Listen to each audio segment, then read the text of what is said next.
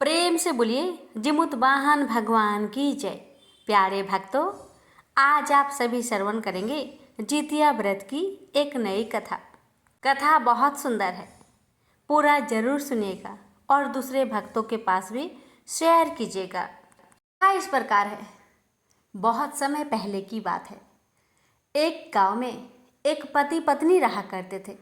उनके दो बच्चे थे, एक लड़का और एक लड़की। लड़का का नाम था राजू और लड़की के नाम था रीना। दोनों भाई बहन बाहर के कॉलेज में पढ़ते थे। पति भी बाहर ही कमाया करता था।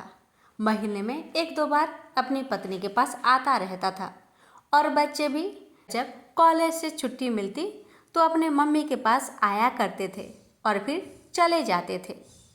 राजू की माँ का नाम था लाली। लाली जितिया का व्रत करती थी। एक बार की बात है कि लाली को जितिया का व्रत करना था और उस समय ना बच्चे ही घर पे थे और ना पति। पति बाहर कमाने गए हुए थे और बच्चे अपने पढ़ाई के लिए बाहर रहते थे और पति तो लाली को घर खर्चा का पैसा देते ही थे। अब जब जितिया का व्रत आया तो लाली क्या करती है, मार्केट जाकर गेहूं खरीद के लाती है, क्योंकि गेहूं को धोकर सुखाएगी, उसका आटा पिसवाएगी और उसके बाद उसी आटा से ज्योत वाहन भगवान के लिए पुआ पकवान बनाकर उन्हें चढ़ाती थी, उनका पूजन करती थी। उसका हर साल का यही नियम था। अब तो लाली मार्केट से गेहूं खरीद कर ला लेती है, लेकिन होता है ये कि जब से लाली गेहूं खरीद के लाती है तब से जिस गांव में लाली रहती थी उस गांव में धूप निकलना ही बंद हो गया। दिन रात बारिश होता रहा। अब तो जितिया का व्रत बहुत ही नज़दीक आ चुका था। लाली बहुत चिंता में पड़ गई। अगर ये गेहूं को मैं धोऊंगी नहीं, साफ नहीं करूंगी, धूप लगेगा नहीं तो सूखेगा कैसे और मैं इस गेहूं को पिसवाऊंगी कैसे और ज्योत वाहन भगवान के लिए पुआ पकवान बनाऊंगी कैसे। बेचारी परेशान हो गई, इतना परेशान हो गई कि उसको कुछ समझ में नहीं आ रहा था क्या करे, कैसे करे, कहाँ जाए, से मदद के लिए पुकारे। तभी लाली के ध्यान में आता है कि गेहूं को सूखने के लिए धूप की जरूरत है और धूप देने वाला भगवान सूर्य भगवान है, क्यों ना उनसे ही मदद मांगा जाए। तो मन में सोचने लगी, अगर मैं सूर्य भगवान से मदद मांगूंगी तो क्या वो मेरे मदद करेंगे। आजकल का ज़माना तो बहुत स्वार्थी है। अच्छे के लिए मदद मांगो, मदद नहीं मिलता। कुछ गलत इरादे से मदद मांगो तो मदद मिल जाता है।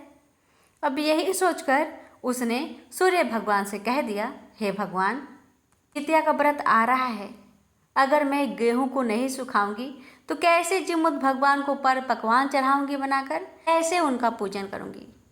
हे भगवान, आप कृपा करें कि आप ऐसा कीजिए कि मेरे घर में धूप ही धूप हो जाए, ताकि मैं गेहूं को धोकर सुखाकर इसका पर पकवान बनाकर जिमुत वाहन भगवान को दे सकूं, उन्हें चढ़ा सकूं, उनका भोग लगा सकूं। अगर आप मेरे घर में धूप कर देंगे तो मैं एक रात के लिए आपके साथ सो जाऊंगी। अब तो भगवान आश्चर्य में पड़ गए। लाली बोली तो भी क्या बोली, मैं भी इसकी मन की इच्छा को पूरा कर देता हूँ और देखता हूँ ये अपनी बात को कैसे पूरा करती है। तो भगवान लाली के घर में धूप कर देते हैं। अब तो लाली अकेले ही अच्छे से गेहूं की साफ सफाई करती है, उसे अच्छे से धोती है, सुखाती है और आटा पीसने वाले मशीन में डलवाकर उसको पिसवा कर लाती है। जितिया व्रत के 3 दिन का नियमों का पालन करती है। नहाए खाए के दिन रात्रि के समय वह अनेक प्रकार के पुआ पकवान बनाती है। 3 बजे भोर में जिमुत वाहन भगवान को भोग लगाती है, प्रसाद चढ़ाती है। स्वयं थोड़ा सा प्रसाद खाकर अपने मुंह हाथ को अच्छे से साफ करके सो जाती है। अब उसको निर्जला व्रत रहना था।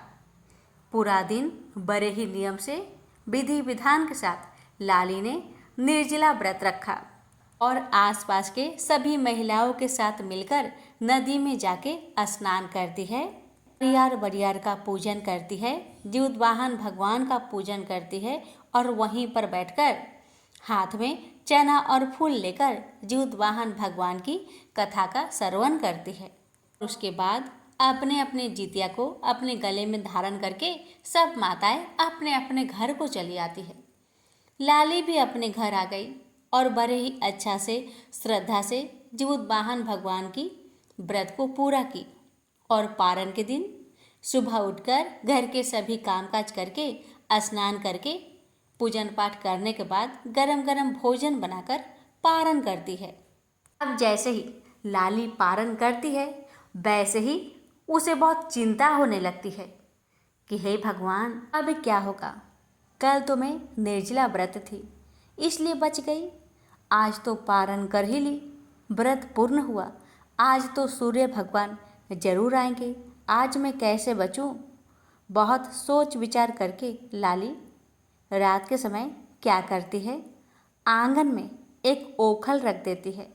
ओखल के ऊपर लाल चुनरी ओढ़ाकर वहाँ से भाग के पड़ोस के घर में जाकर सो जाती है। रात के समय जब सूरज भगवान लाली के घर आते हैं तो देखते हैं आंगन में ओखल रखा हुआ है और उसे दुल्हन की तरह सजाया गया है। ये देखकर भगवान कहने लगे, वाह लाली तो बड़ी चालाक निकली, लेकिन कब तक बचेगी। इतना कह के सूर्य नारायण वहाँ से चले जाते हैं। अब अगले दिन क्या होता है कि लाली अपने दोनों बच्चे को बुला लेती है। कहते हैं बेटा और बेटी, तुम दोनों को देखने की बहुत इच्छा हो रही है, तुम लोग एक दिन के लिए मेरे पास आ जाओ। अब दूसरे दिन ही दोनों बच्चे मिलकर गाड़ी पकड़कर चले आते हैं अपनी माँ के घर। दोनों बच्चे को बड़े ही अच्छा से भोजन बनाकर खिलाती है, लेकिन माता डरी डरी रहती है। ये देखकर दोनों बच्चे माता से कहते हैं, माँ क्या कोई बात है, बताइए मुझे। माता कहने लगी, नहीं बच्चों कोई बात नहीं, बस तुम दोनों को देखने का मन किया इसलिए दोनों को मैंने बुला लिया। अब जैसे ही रात होती है तो लाली क्या करती है, अपने बच्चों से कहती है, राजू रीना आज के लिए तुम दोनों मेरे साथ सो जाओ। तो माता बीच में सोती है, बगल में राजू और बगल में रीना सो जाती है। दोनों बच्चे के साथ माता सो जाती है। माता तो सिर्फ झूठ मूठ की आंखें बंद करके थी। उसके मन में तो बहुत डर था कि सूर्य नारायण आज भी आएंगे, क्या होगा क्या जाने। अब हुआ ये, भगवान रात के समय आते हैं और दरवाजे को धीरे से खोल के देखते हैं तो देखते हैं लाली अपने दोनों बच्चे के साथ सोई हुई है। ये देखकर भगवान कहते हैं, लाली तो अपने दोनों बच्चों के साथ सोई है, कोई बात नहीं, आज तो मैं घूमकर चला जाता हूँ, लेकिन फिर कल वापस आऊँगा। सूर्य नारायण चले गए, लाली आज भी बच गई। अब जैसे ही सुबह हुआ दोनों बच्चे माँ से कहते हैं, माँ अभी हमें निकलना पड़ेगा अपने कॉलेज के लिए। तो लाली कहती है, ठीक है जाओ, ठीक से जाना, अपना ख्याल रखना। दोनों बच्चे तो चले गए। अब लाली फिर परेशान हो गई, अब आज की रात मैं क्या करूं जिससे मैं बच जाऊं। अब लाली क्या करती है, अपने पति के पास खबर भिजवाती है और कहती है कि मेरा तबीयत ठीक नहीं लग रहा, एक दिन के लिए सिर्फ आ जाइए। तो पति एक दिन के लिए अपना काम छोड़ के चला आता है पत्नी के पास और पत्नी अपने पति की बड़े अच्छे से खातिर भाव करती है, अच्छे अच्छे भोजन बनाकर खिलाती है। लेकिन मन में उसके दुखी लगा हुआ था, मन में उसको डर लग रहा था कि अपने पति को सच्चाई बताऊं तो कैसे बताऊं कि सूर्य नारायण को मैंने क्या कहा था। वह हिम्मत जुटा नहीं पाई, डर डर से रहने लगी। पति को ऐसा लगने लगा कि मेरी पत्नी मुझसे कुछ छुपा रही है। पति एक दो बार अपने पत्नी से पूछा, लाली कोई बात है तुम्हारे मन में, कुछ कहना चाहती हो मुझसे तो कहो। लाली हिम्मत जुटा नहीं पा रही थी, कहने लगती है कोई बात नहीं है। अब ऐसे करते करते दिन बीत गए और फिर रात हो गया। रात को लाली क्या करती है, अपने पति के साथ ही सो जाती है। अब रात को जब सूर्य नारायण आते हैं तो देखते हैं लाली अपने पति के साथ सोई है। ये देखकर सूर्य नारायण क्रोधित हो जाते हैं, ये लाली तो बहुत चालाक निकली, कभी बच्चे को बुला लेती है तो कभी पति को बुला लेती है।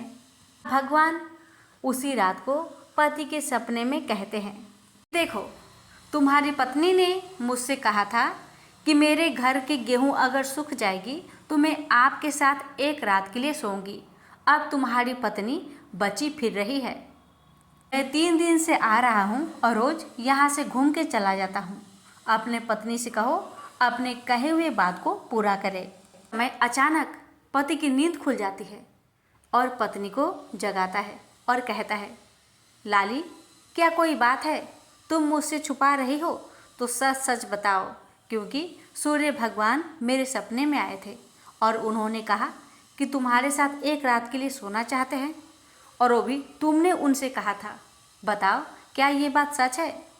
अभी लाली अपने पति के चरण पकड़कर रोने लगी और कहने लगी, हे पतिदेव, मुझसे बहुत बड़ी गलती हो गई है।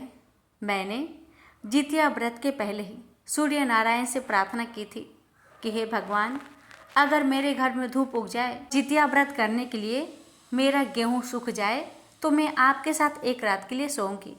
मेरे दिमाग में और कुछ बात आया ही नहीं। मैंने ऐसा भगवान से कह दिया और भगवान 2-3 दिन आकर यहाँ से लौट के चले गए। मैं अपने आप को बचाने के लिए कभी बच्चे को बुलाती हूँ तो कभी आपको बुला रही हूँ। मैं बहुत परेशान हूँ, क्या करूँ? 3 दिन से मैं तो सो भी नहीं रही हूँ और डर कर रह रही हूँ। हे पतिदेव, मुझे माफ़ कर दीजिए। हे सूर्य नारायण, मुझे माफ़ कर दीजिए। मैंने बहुत बड़ा गलती किया है, कृपा करके मुझे क्षमा करें। पति भी हाथ जोड़कर और पत्नी भी दोनों सूर्य नारायण से प्रार्थना करते हैं। पति कहता है, हे सूर्य नारायण, मेरी पत्नी पतिव्रता स्त्री है, इसे छोड़ दीजिए, इसने बहुत बड़ी गलती की है, इसे क्षमा कर दीजिए। पत्नी भी आंखों में आंसू भर के भगवान से प्रार्थना करती है, हे सूर्य नारायण, हे भगवान, मुझसे बहुत बड़ा अपराध हो गया है, मुझे ऐसा नहीं कहना चाहिए था, मुझे क्षमा कर दे भगवान, मुझे क्षमा कर दे। नारायण पति पत्नी दोनों की प्रार्थना पर प्रसन्न होते हैं और लाली को क्षमा कर देते हैं। प्रेम से बोलिए सूर्य नारायण की जय, मुतवाहन भगवान की जय। कथा कैसे लगी कमेंट बॉक्स में लिखकर अवश्य बताइएगा। इस कथा को हमारी नानी माँ ने हमें सुनाया था।